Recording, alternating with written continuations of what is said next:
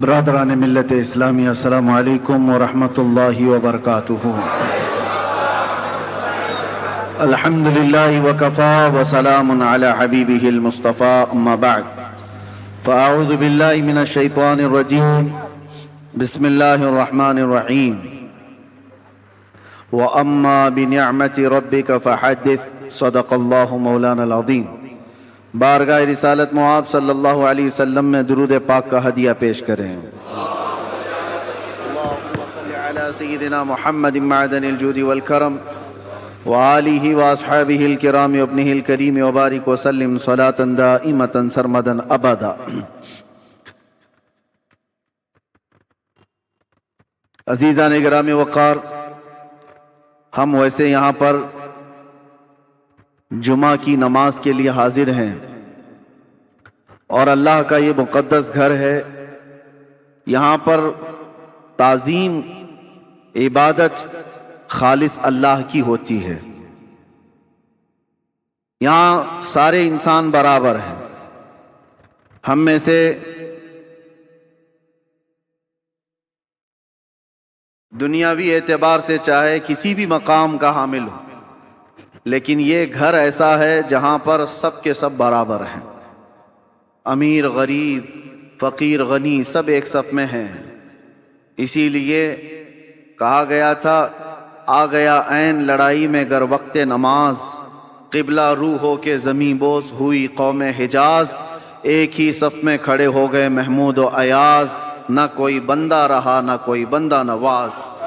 یہ اسلام کی خصوصیت ہے میرے عزیزو، اور اس خصوصیت کو ہمیشہ قائم رکھنا ہے۔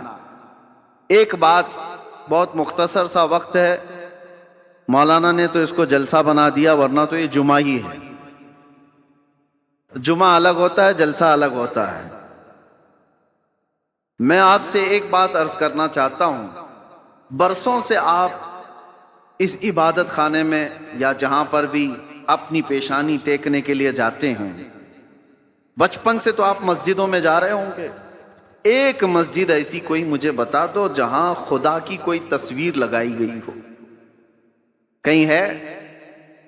چلو یہاں نہیں ہے تو مولانا نے کبھی شکل بتائی ہے کہ اللہ ایسا ہوتا ہے، خدا ایسا ہوتا ہے؟ نہیں بتایا۔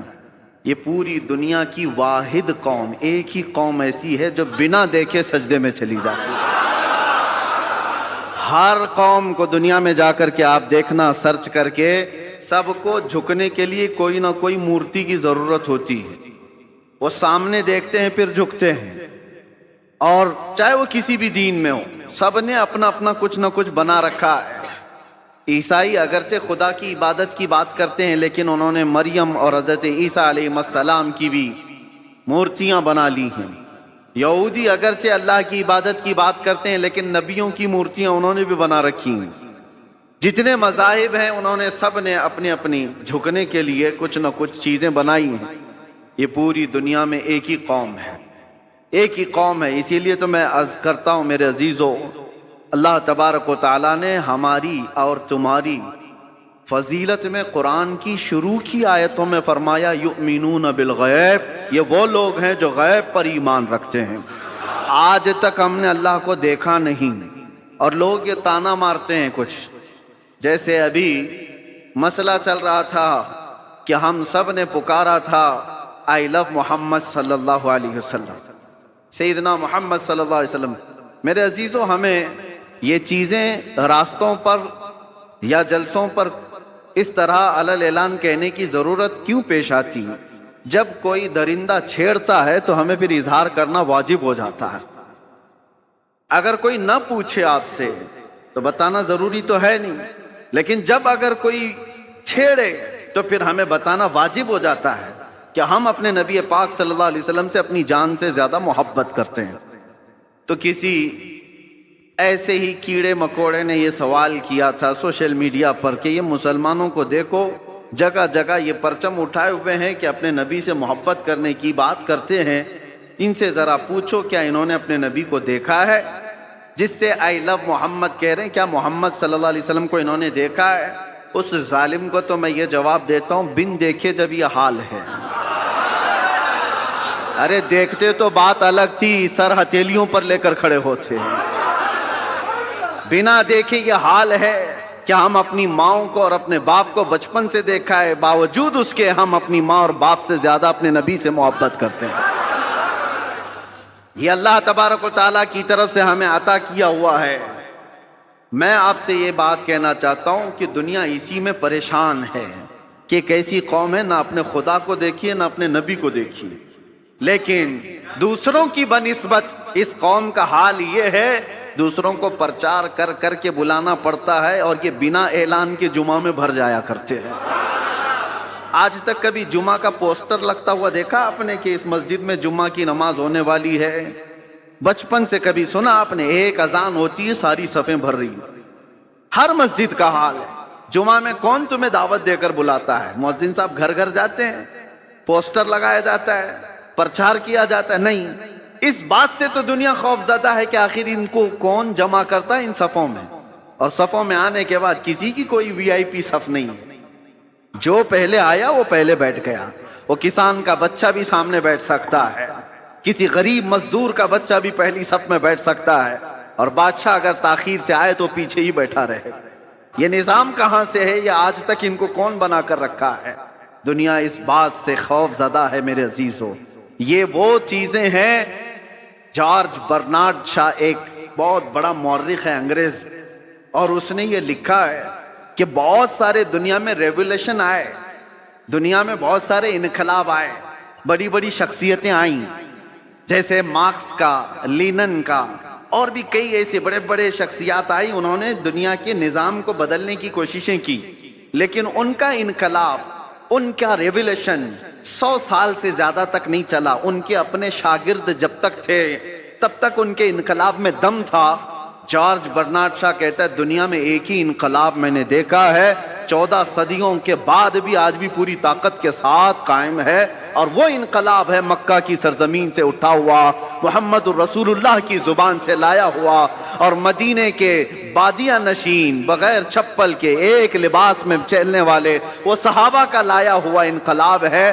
اور زمانہ بدلتا گیا، حکومتیں بدلتی گئی، کتنے طوفان آئے، کتنے اندھیریاں، کتنے کیا کیا آئے، لیکن اس انقلاب میں آج بھی وہ دم ہے، آج بھی وہ اثر ہے کہ ایک بار اگر ان کے نبی کو کوئی چھیڑ لے تو پوری دنیا میں یہ سڑکوں پر آ جاتا۔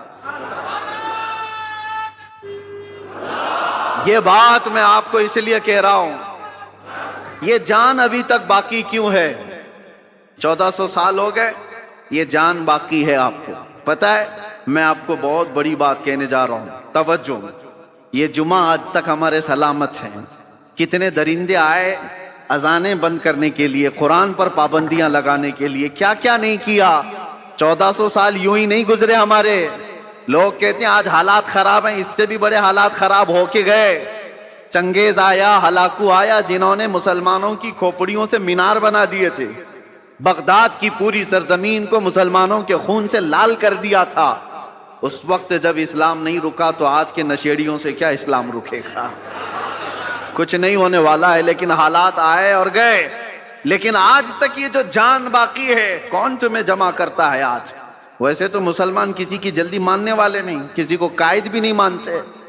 کوئی ہمارا ایک لیڈر ایسا ہے نہیں جو سب کو جمع کر دے، اس کے باوجود بھی ان صفوں میں کون جمع کرتا ہے؟ امام کی بھی وہ حیثیت نہیں ہے تمہیں جمع کرنے کی۔ بھائی امام کی حیثیت کو کیا ہے وہ تو ہم جانتے ہیں، ہر مسجد کا وہ بیچارہ وہ اپنے ہی گھر بار کی فکر میں ہے۔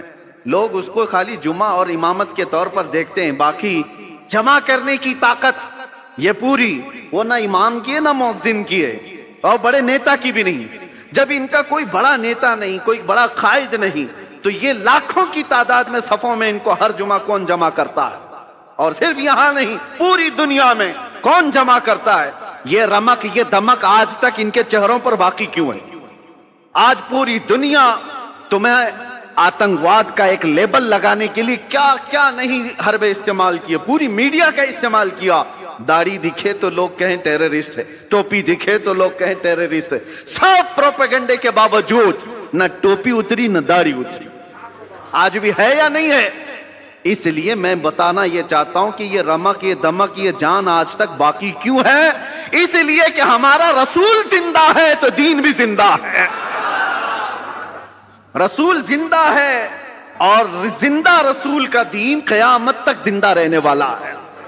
ہمارے اندر جو زندگی باقی ہے نا، یہ جو رمق دمک ہے، یہ جو کچھ بھی چمک دمک ہے، صرف اس لیے کہ وہ جو نہ تھے تو کچھ نہ تھا، وہ جو نہ ہو تو کچھ نہ ہو. جان ہے وہ جہان کی، اور جان ہے تو جہان ہے. وہ ہیں آج بھی ہمارے درمیان، اسی لیے اللہ کے بڑے عذابات نہیں آتے.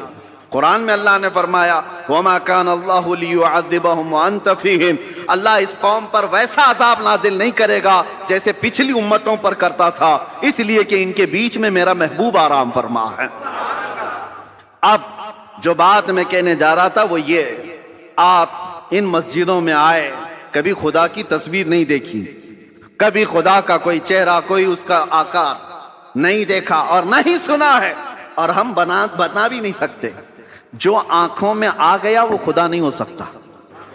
بات سمجھ کے چلو، جو نظروں میں آ گیا وہ خدا نہیں ہو سکتا. خدا کسی چیز میں سما نہیں سکتا، وہ محیط نہیں ہے. اب دوسری بات، یہاں تک تمہاری زندگی باقی ہے. دوسری ایک بات، جب بھی آپ مسجدوں میں جاتے ہیں، امام صاحب سے کیا قرات سنتے ہیں؟ فجر میں، مغرب میں، عشاء میں تو بلند آواز سے قرات ہوتی ہے، سن تو لیتے ہوں، جمعہ میں بھی ہوتی ہے. جب بھی آپ آتے ہیں رکعت باندھنے کے بعد امام جو ہے پہلے کیا پڑھتا ہے؟ الحمدللہ ہی پڑھتا ہے نا، سورہ فاتحہ ہی پڑھتا ہے، الحمدللہ رب العالمین. سب خاموشی سے سنتے، سالوں سے سنتے آ رہے ہیں، سالوں سے. تو کبھی آج تک ایک مقتدی جو امام کے پائجامے کے پیچھے تو لگا رہتا ہے، امام کی ناڑی کہاں بندھی ہے وہ تو دیکھتا رہتا ہے، امام کہاں جا رہا ہے کہاں نہیں یہ تو دیکھتا رہتا ہے، ایک بار بھی کوئی مقتدی آ کر کے نہیں کہا کہ یہ بہت پرانی ہو گئی سورہ، کوئی نہیں تو پڑھو؟ کبھی کہا کسی نے؟ بلکہ حالت یہ ہے کوئی نہیں کہتا امام سے کہ کیا مولانا ہر دن تو سورہ فاتحہ پڑھتے ہی ہو، ہر دن سورہ فاتحہ پڑھتے ہو. کوئی نہیں کہا کہ یہ پرانی ہو گئی نیا کچھ لے کے آؤ. نہیں، بلکہ اگر امام نیا کرنے کی کوشش کرے تو قوم اس کو سیدھا کر دے گی. وہی پڑھو جو میرے نبی نے پڑھا ہے، وہی پڑھو. کیوں آج تک کوئی بھی چیز جب ہم دیکھتے ہیں کنٹینیو، بریانی 4 دن کنٹینیو نہیں کھائی جا سکتی، 5 دن روز دال چاول بھی نہیں چلتا. انسان کی طبیعت ایسی ہے کہ ہر چیز اس کو بدل بدل کر کے چاہیے، نہیں چاہیے.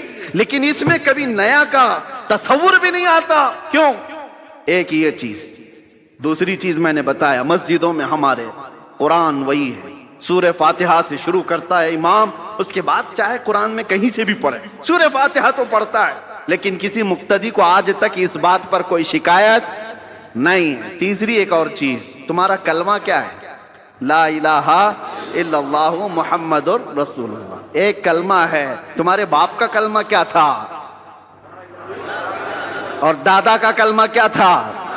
پردادا کا کلمہ کیا تھا؟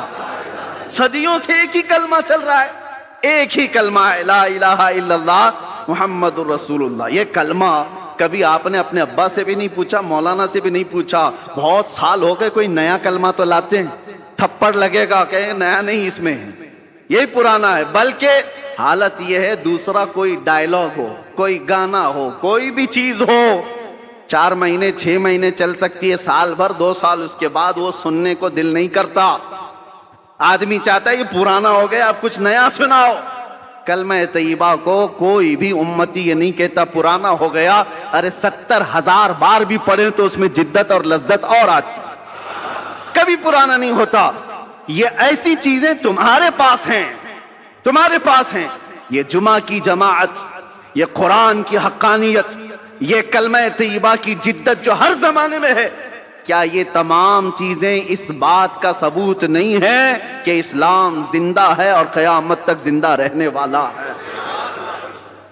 کسی بھی جگہ پر تمہیں یہ چیزیں نہیں مل سکتی. ہر جگہ بہت کچھ بدلاؤ ہے. ہاں میں بتا سکتا ہوں چیلنج کے ساتھ، دنیا کا کوئی بھی مذہب ہو، لائے کتابیں اور ہم بتاتے ہیں اس کے کتنے کتنے نسخے ہیں، کتنے کتنے. بائبل میں آج کتنے نسخے، 70 سے زیادہ نسخے الگ الگ ملتے ہیں.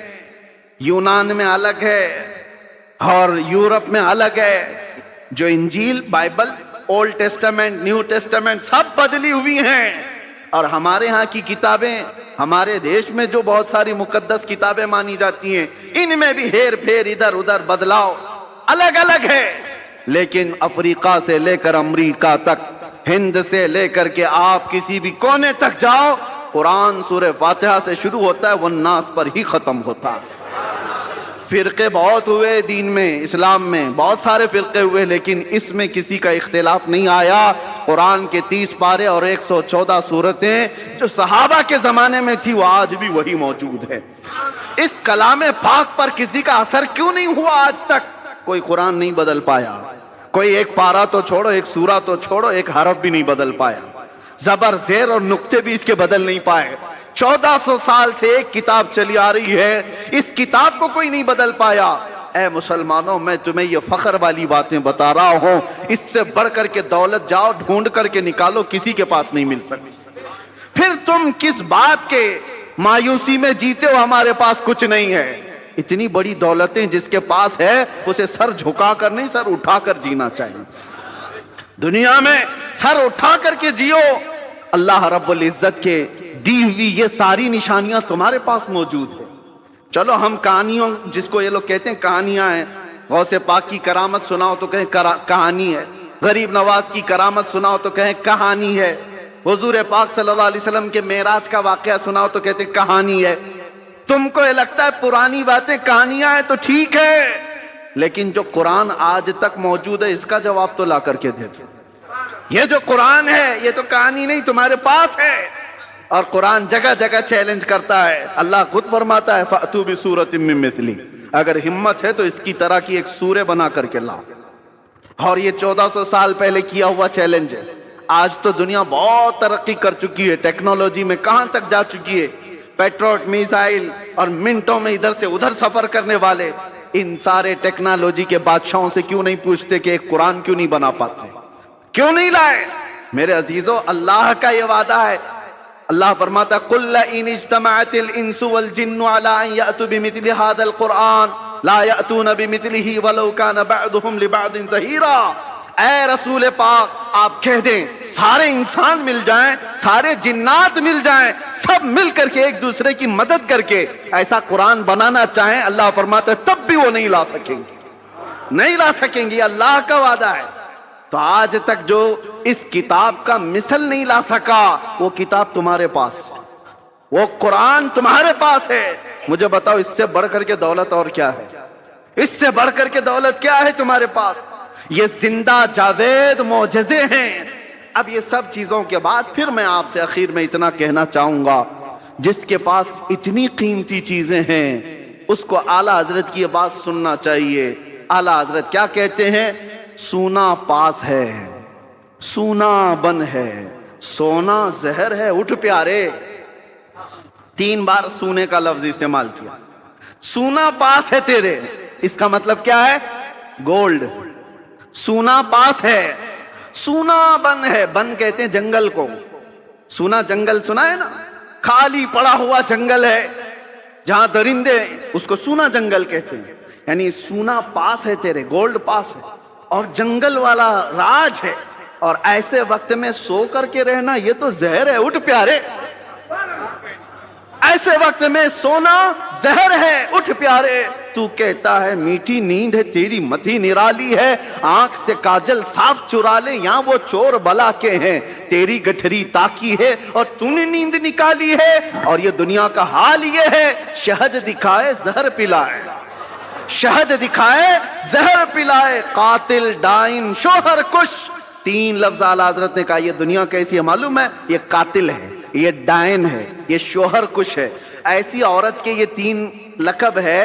قاتل مطلب مرڈر کرنے والی، اور ڈائن کہتے ہیں وہ عورت جو روز شوہر بدلتی ہو، روز شوہر بدلتی ہو، اس کو ڈائن کہتے ہیں. یہ عورت کے لیے گالی ہے. اور شوہر کش کس کو کہتے ہیں؟ شوہر بدلنے والی تو ڈائن ہے، لیکن اپنے ہی شوہر کو مار دیتی ہو وہ شوہر کش ہے. دنیا کو اعلیٰ حضرت کہتے ہیں 3 چیزیں یہ دنیا کے اندر ہے، جو اس سے محبت کرتا ہے جو اس کے پیچھے بھاگتا ہے یہ دنیا اس کو مرڈر کرتی ہے، اس کا قتل کرتی ہے اور پھر بدل لیتی ہے، دوسرا آ جاتا ہے، آج لاکھ روپے تمہارے جیب میں، کل یہ پیسے کسی اور کے جیب میں، یہ روز بدلتی ہے اپنا عاشق، اور پھر جو اس سے عشق کرتا ہے اس کو مار بھی ڈالتی ہے، مار ڈالتی ہے۔ اعلیٰ حضرت فرماتے شہد دکھائے، زہر پلائے، قاتل ڈائن، شوہر کش، اس مردار پہ کیا للچائے، دنیا دیکھی بھالی ہے، وہ تو نہایت سستا سودا بیچ رہے ہیں جنت کا، ہم مفلس کیا مول چکائیں، اپنا ہاتھ ہی خالی ہے۔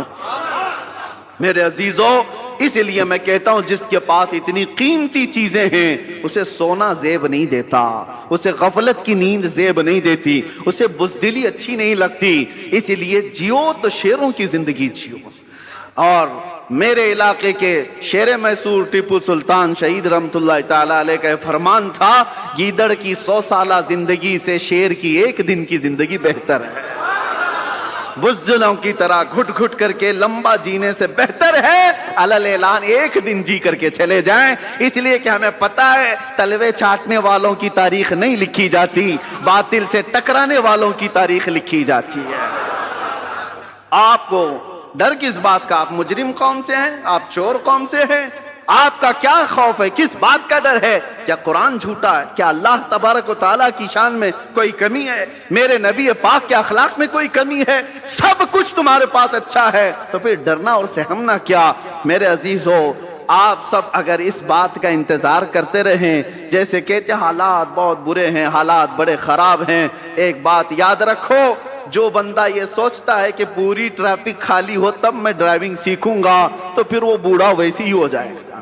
ہاں، گاڑی چلانا سیکھنا ہے تو ٹریفک میں آؤ، آپ کو اسی میں سیکھنا پڑے گا، ادھر ادھر کے اڑے تیڑے آتے ہی رہیں گے، ان کے بیچ میں ہی تم ڈرائیور بن سکتے ہو۔ چلنا سیکھو اور انہی حالات سے گزر کر کے نکلو گے تو اللہ تبارک و تعالیٰ قوت کے ساتھ تمہیں جمع فرمائے گا۔ وہ قوم کبھی کامیاب نہیں ہوتی جو گھر میں بیٹھ کر کے مانگ رہی ہے کہ مدد آ جائے، مدد آ جائے۔ اگر ایسی ہی مدد آتی تو میرے نبی صلی اللہ علیہ وسلم 313 کو لے کر بدر تک نہیں جاتے، وہ مدینے میں بیٹھ کر دعا کرتے تو اللہ مشرکین کو ویسے ہی ہلاک کر دیتا۔ اگر نبی پاک صلی اللہ علیہ وسلم مسجد نبوی سے ہاتھ اٹھا دیتے احد کے سارے مشرکین ویسے ہی مر جاتے۔ میرے نبی اپنے گھر سے نکلے، صحابہ اپنے گھر سے نکلے، میدانوں میں آئے اور اپنی طاقت و قوت کا استعمال کیا، اس لیے کہ یہ امت کو بتانے کے لیے کہ امت کا مزاج ایسا نہ ہو کہ کچھ بھی مصیبت آئی فاتحہ دلایا، دعا کیا، اللہ اس کے منہ میں کیڑے پڑ جائیں اور اس کو ایسا ہو جائے، اس کو ایسا ہو جائے، چادر اوڑھ کے سو گیا۔ میرے عزیزو، یہ مجاہدین کی زندگی نہیں ہے، مجاہدین کی زندگی یہ نہیں ہوتی، مومنین کی زندگی بھی یہ نہیں ہوتی، بلکہ مومنین کی زندگی یہ ہے جب تک اللہ نے بولنے کی طاقت دی ہے حق بات کا اعلان کر کے جاؤ۔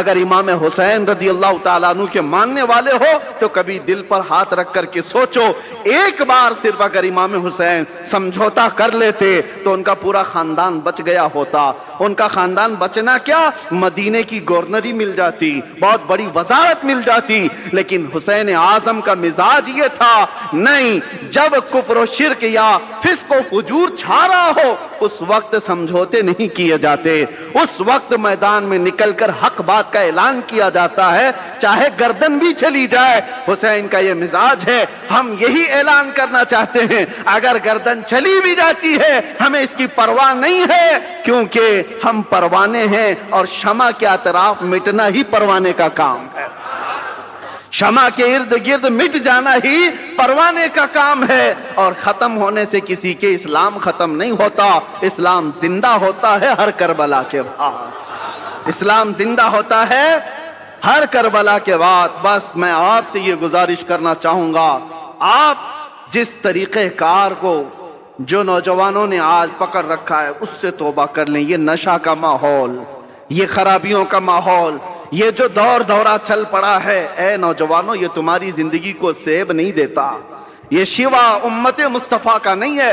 قرآن میں جس امت کو اللہ نے خیر امت کہا ہے، سب سے بہترین امت، کیا وہ بہترین امت آج نشہ کے اڈوں پر بیٹھ سکتی ہے؟ کیا وہ بہترین امت تاش کے پتوں پہ اپنی زندگی گزارے؟ کیا وہ بہترین امت رات بھر یہ سارے سوشل میڈیا پر اپنا وقت برباد کرے؟ یہ خیر امت کا لقب اللہ نے تمہیں قرآن میں عطا کیا، اس کا پاس و لحاظ تو رکھو۔ اور تمہیں اللہ تعالیٰ نے اتنا محفوظ رکھا، اتنا محفوظ رکھا، قسم رب ذوالجلال کی میں آپ کو بتاؤں، ابھی بھی ہم جمعہ پڑھیں گے، آپ کی پیشانیاں سجدے میں جاتی، سب کی پیشانیاں سجدے میں جاری۔ ایک بات کا خیال رکھنا، انسان کو زندگی میں سب سے زیادہ ضرورت کس چیز کی ہے؟ وہ رزق کی ہے، کھانے کی ہے۔ کھانا کھائے بغیر انسان زندہ نہیں رہتا۔ مال نہ ہو، کپڑے نہ ہو تو بھی جی لے گا، گھر نہ ہو تو بھی جی لے گا، کھانے کے بغیر نہیں رہ سکتا۔ کھانا تو اس کے لیے، یہ تو پیٹرول ہے، بغیر اس کے انجن چلے کیسے؟ لیکن آپ نے کبھی محسوس کیا، بکری کو بھی کھاتے ہوئے دیکھا آپ نے، بیل کو بھی کھاتے ہوئے دیکھا، بھینس کو بھی کھاتے دیکھا، اونٹ کو بھی دیکھا ہوگا، جس کو بھی دیکھا ہوگا۔ جانوروں میں اکثر و بیشتر، اکثر، حتیٰ کہ شیر کو ہی لے لو، وہ جب بھی کھاتے ہیں تو چاٹ کے کھاتے ہیں زمین پر۔ کھانا کچھ بھی ڈالو آپ، چارہ، بکری سر جھکا کر کھائے گی، بیل سر جھکا کر کھائے گا، بھینس سر جھکا کر کھائے گی۔ لیکن قربان جاؤ رب تبارک و تعالیٰ کی اس عطا پر کہ اللہ نے تمہارا سر رزق کے سامنے بھی جھکنے نہیں دیا۔ کیوں؟ جو سب سے زیادہ ضروری ہے تمہاری زندگی میں وہ رزق ہے، رب تعالیٰ نے ہاتھ دیے، اٹھاؤ اور کھاؤ، اس لیے کہ پیشانی اس رزق کے سامنے نہیں جھکنی ہے، رزاق کے سامنے جھکانا ہے، رزاق کے سامنے جھکانا ہے۔ اس پیشانی کو اللہ نے اتنا محفوظ رکھا ہے، اتنا محفوظ کہ ہم اپنی سب سے زیادہ ضرورت مند چیز پر بھی نہیں جھکتے۔ نہ ہم اولیاء کے سامنے جھکتے ہیں، نہ ہم رسولوں کے سامنے، نبیوں کے سامنے، کسی کے سامنے سر جھکانے کی اجازت نہیں ہے۔ سجدہ کرنا ہے تو صرف اور صرف اللہ رب العزت کی۔ یہ ہماری شریعت ہے کہ نہیں ہے؟ سجدہ کسی کے لیے نہیں جائز۔ اللہ کے نبی نے فرمایا ہے اگر سجدہ اللہ کے علاوہ کسی اور کے لیے جائز ہوتا تو اللہ تبارک و تعالیٰ سب سے پہلے اپنے نبی کو سجدہ کرنے کا حکم دیتا۔ اللہ کے بعد سب سے بڑا مقام رسول اللہ کا ہے۔ یہ پیشانی اتنی محفوظ اللہ نے رکھی، خالص اپنے لیے بنایا، اپنے لیے بنایا۔ آج اس پیشانی کا ہم کہاں استعمال کر رہے ہیں، کس کے سامنے جھک گئے۔ اسی لیے میرے عزیزو، اگر تم دنیا کے سامنے جھکتے رہو گے، ذلیل ہوتے ہی رہو گے، ذلیل ہوتے ہی رہو گے، اور ایک جگہ نہیں 1000 جگہ جھکنا پڑے گا، 1000 جگہ۔ اور اقبال اسی کو کہتا ہے، وہ ایک سجدہ جسے تو گراں سمجھتا ہے، وہ ایک سجدہ جسے تو بھاری سمجھتا ہے، ارے 1000 سجدوں سے دیتا ہے آدمی کو نجات۔ ایک بار یہاں جو جھک گیا، اللہ اس کو دوسری جگہ جھکنے نہیں دیتا، تمہاری پیشانیوں کو محفوظ رکھتا ہے۔ الحمدللہ ہم نے پریکٹیکل دیکھا بھی ہے یہ ساری چیزیں کہ اللہ اس کے رسول کے لیے جو مضبوطی سے کھڑا ہوتا ہے، اللہ حالات اس کے لیے ویسی ہی مناسب فرما دیتا ہے۔ ہم نے اپنے سفر میں دیکھیں کیسے کیسوں کو دیکھا ہے۔ ہم لوگ یہ سوچتے ہوں گے وہاں ایسا ہو رہا ہوگا، ویسا ہو رہا ہوگا، بہت کچھ باتیں افواہیں اڑتی رہتی ہیں، لیکن ہم نے جو دیکھا ہے اچھوں کے دلوں کو نرم ہوتے ہوئے بھی دیکھا ہے۔ ہم کھڑے ہیں تو کچھ لوگوں کو تعظیم کرتے ہوئے بھی دیکھا ہے۔ 9 گھنٹے کا سفر کیا، اور وہ بھی ڈپارٹمنٹ کے سارے لوگ بندوق تانے ہوئے، ہتھکڑیاں باندھے ہوئے، سارے ایسے بھی سفر کیے، لیکن اللہ رب العزت کو گواہ بنا کر آپ کے سامنے عرض کرتا ہوں، جب نماز کا وقت آتا، مغرب ہو جائے، عشاء ہو جائے، اس بھری گاڑی میں بھی اگر میں کہتا مجھے نماز پڑھنا ہے، سارے روک لیتے اور ہماری نماز بھی پڑھا دیتے تھے۔ ہمارا اپنا کوئی نہیں تھا، وہ گن تانے ہوئے لوگ بھی ہمیں ہماری چادر پر نماز پڑھنے کی اجازت دیتے تھے اور نماز پڑھ لیتے تھے۔ کئی مرتبہ گاڑی کو رکایا گیا، وہاں نمازیں ادا ہوئی۔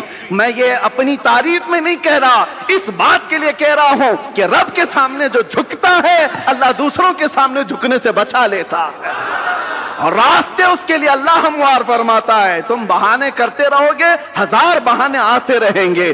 ایک بار اللہ کی بارگاہ میں اپنے آپ کو سپرد کر کے تو دیکھو، اگر دنیا ایک دروازہ بند کرتی ہے، مولا 70 دروازے کھول دیتا ہے۔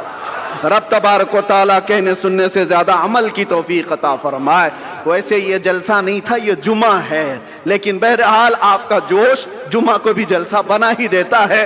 بہرحال اللہ تبارک و تعالیٰ میرج کی سنیت کو ہمیشہ شاد و آباد رکھے، اولیاء کاملین کے غلاموں کو اللہ تعالیٰ خوشحال رکھے، اور ہر گھر کی سنیت اور یہاں کے عقیدہ اہل سنت کو اللہ محفوظ رکھے، قیامت تک تمہاری نسلوں میں مولا عاشقان مصطفیٰ پیدا فرمائے، ہماری اولاد کو، ہمارے خاندانوں کو اللہ بد عقیدہ اور گمراہ ہونے سے محفوظ فرمائے۔